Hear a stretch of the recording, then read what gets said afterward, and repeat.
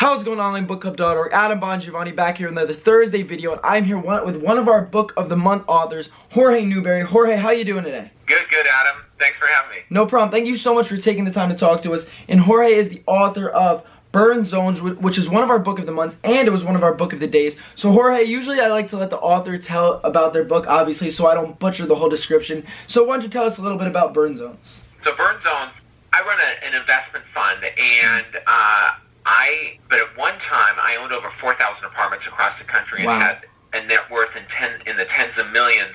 And what happened is I lost it all, and I lost it all due to a kind of extraordinary sequence of events that occurred after an ice storm hit my largest property. Wow! And so as a result of that ice storm, I ended up losing everything. I ended up getting arrested. All kinds of crazy stuff happened.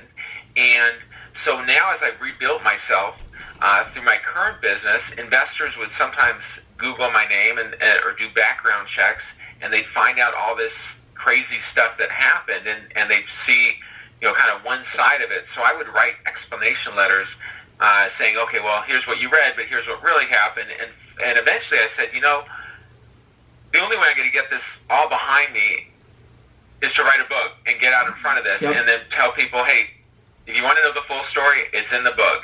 And kind of like when Barack Obama ran for president, he had at one point experimented with the cocaine, and so no one could really use that against him because he's the one that shared it with everybody. So that's what I did. I put everything bad that happened, everything that good that happened, and as I wrote it, it kind of went back in time more and more, and eventually I just started when I started my first money-making venture as a paperboy when I was 7 years old, and then goes through the run-up and the crash, and then back to what I'm doing today. And it ended up not only addressing the concerns that sometimes came from investors and other parties that I do in business, but it turned out to be a pretty entertaining story that I think a lot of people can see themselves in, at least portions of it, and that's why it's resonated with readers. Wow, that's amazing though. So I think the smartest thing you obviously could have done is, and this goes for anyone, when you do something wrong, if you own up to it, people will stop accusing you of things, or kind of like building on this story, because of course everyone loves gossip. So when something goes wrong, people just keep adding to it. And I'm sure when you wrote this book, people said, okay, this is the story, and there was no more they could add on to that. Exactly. I'm the one. I put in everything bad that happened, everything I did wrong. You're right. Tell the good and the bad. I did some things right, certainly, but I made some poor decisions. And I can't just say everything that happened to me was the result of outside forces. Yeah. It was I made mistakes, and in doing so, it was therapeutic in writing. I cried in some places, I laughed in other places, and readers tell me that they read the book and there's portions where they cry and portions where they laugh, and it was extremely therapeutic. It kind of made me revisit everything that had happened, get the full story out, and mentally I think I was able to kind of move on a little more after writing this book and sharing it. And in fact, I learned, I reminded myself of some lessons that I'd been through that I had to fall back on. Many a times you learn a lesson, and if you learn a lesson and change whatever and make new decisions based on your newfound knowledge, that's great. But if you make the same mistake over and over, not good. And as I look back on my life, there's certainly patterns. I think we all get into patterns which are both productive and destructive. And I think it helped me acknowledge some of those habits or patterns in my life that maybe haven't always served me well. And so the book was very helpful to me, and I hope other readers find it the same way. Yeah, let's get into that. So it was a main reason that you wrote the book. Was it because you said, you know what, I was so successful, and then of course you had this fall, but you want to show other people that no matter how hard the fall, you can get up and keep going, and was that a main driving force behind the inspiration to write this book? Absolutely. I mean, the people tell me, they come up to me, I speak sometimes, and people come up and they share sometimes crazy situations that they've been into, and but they say, hey, the fact that you've come back from this has been, inspires them maybe, or helps them see that, hey, if they keep going, then they can come back from it as well. It's it's hard to imagine when you're in the thick of it, when things are all going wrong, that, hey, you can get out of this and rebuild yourself, no matter what it is, whether it's, business-wise, whether it's, in performance, whatever it's athletic. Of course. It could be anything that you're aspiring to, and there's always setbacks along the way. There's never a clean path to success where there's just a straight line, hey, just get succeed. There's oftentimes there's success and then failure, success and failure, and sometimes it's not maybe to the extremes that I went through, but nevertheless those setbacks can crush people, and that's where they say, you know what, I'm going to give up. I'm not going to do it again, and hopefully the book has helped people see that they shouldn't give up. Just keep going. That's amazing, and I think that's so cool because I'm very interested in the business world, and of course you read about all these horror stories and of course these success stories, and you've had both. So I think it's really cool that you put that out there for other people to learn from. And I noticed you do have other books out there, and I saw that some were very business related. So you want to talk about your other works and other books that you have out there? Yeah. So what I learned when I lose everything, but I ended up $26 million in debt. And so what did I do? I couldn't file I could have filed bankruptcy. It just didn't seem right to do. I mean, I couldn't do it. Mentally, I just couldn't. I guess it felt like I was conceding complete failure. So I didn't file bankruptcy. Instead, I learned to negotiate with the creditors, and most importantly, I learned how to gain leverage over the creditors in order to hasten discounted settlements. So I wrote another book called Debt Cleanse, How to Settle Your Unaffordable Debts for Pennies on the Dollar. So basically, this book is intended as a how-to for families or individuals who can't afford their mortgage or their car payment or their credit cards or their student loans or their business loans or payday loans, any type of debt. If they can't afford it, then this is what you do. And it just says every type of debt, there's a step-by-step process that I detail in there, and it's people have contacted, they found it very, very helpful. It's certainly not what they expect in a book, which tells, most kind of get out of debt books will tell you to be, more budget conscious, to watch your pennies and stuff like that. This is completely different. It's how you gain leverage and get out of a jam, and that's what I share. Well, that's impressive. I do feel like anyone that's trying to be an entrepreneur or going into business, you really should read books like that because you don't want to make a mistake before you catch it, And I think that's very important that you put all these different books out there because they're each going to teach you something new. So, okay, now let's get on to the future. Any are you writing anything right now? Do you plan on writing any books in the future? What are you thinking about that?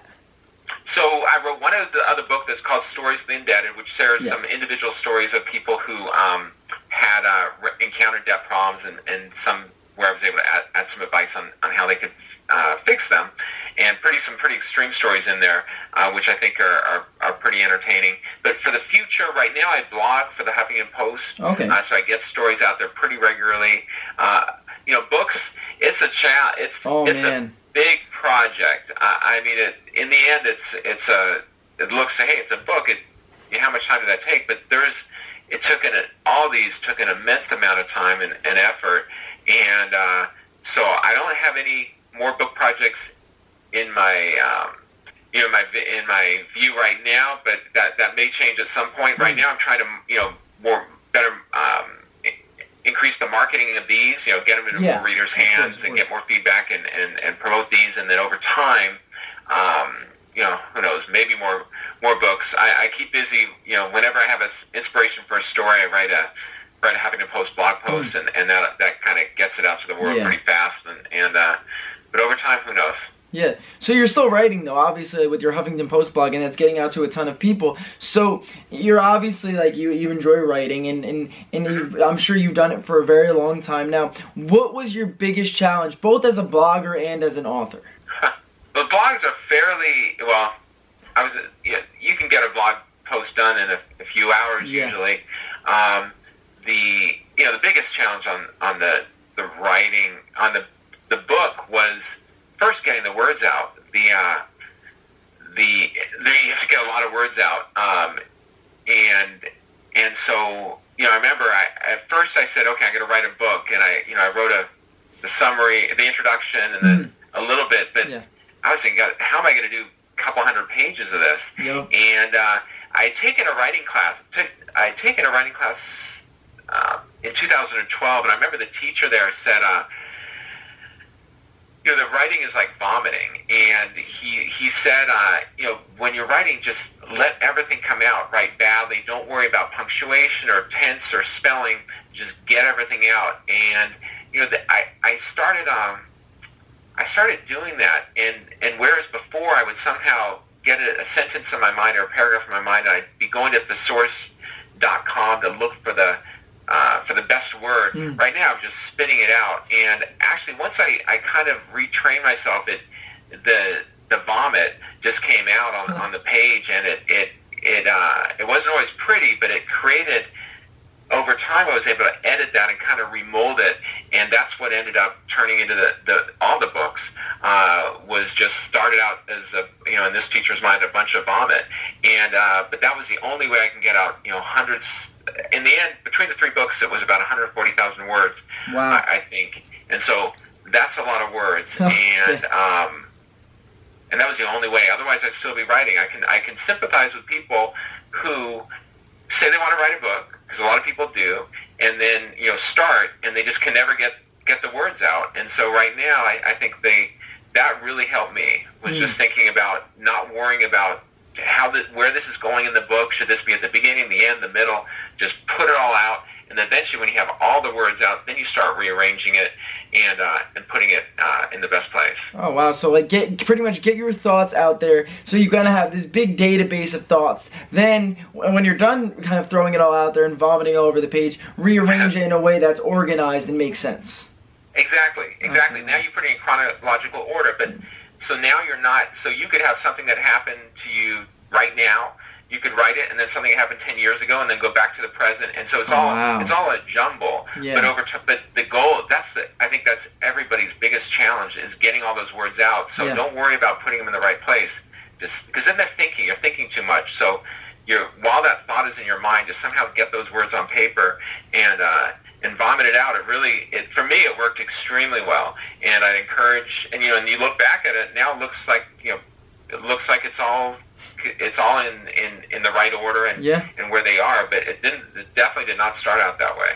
Yeah, well, it's so cool because I feel like that's a question that I'm sure a lot of like up and coming authors have. Oh, how do I organize it? How do I write that many pages? So I think that's a great piece of advice. Now, Jorge, thank you so much for joining us. Like I said before, I'm big on like researching the business world, and I consider myself an entrepreneur. So it was great to talk to you. All of Jorge's links are going to be down below. Huffington Post blog, every link to, of course, Burn Zones and the rest of his books. And Jorge, where can we find you on social media? I'm on Facebook, and everything's with my middle name, so Jorge, then the middle initial P, and the last name Newbery, Newbery, just one R, and Twitter, Facebook, LinkedIn. I love to connect with anybody. Great, yeah, well, everyone go check him out on there, check out the books. Jorge, once again, thank you so much, and we're after we interview a bunch of the authors from Online Book Club, we're going to do a series of interviews where we kind of get more in depth on the subjects of the books, so we'd love to have you back on the show in the near future, and once again, thank you so much for joining us today. I appreciate it, Adam. Thanks a lot. Hope you guys enjoyed that video. Please give it a big thumbs up below. Subscribe to our YouTube channel, like our Facebook page for videos every Thursday. We're putting out more videos during the week. It's going to be happening very soon. Last week's user of the week was you. Thank you so much for liking, commenting, subscribing, liking our Facebook page. I truly appreciate it. If you want to be next week's user of the week, tell me who you want me to interview next and what you want me to talk to them about. Thank you guys for watching. See you next Thursday. Peace.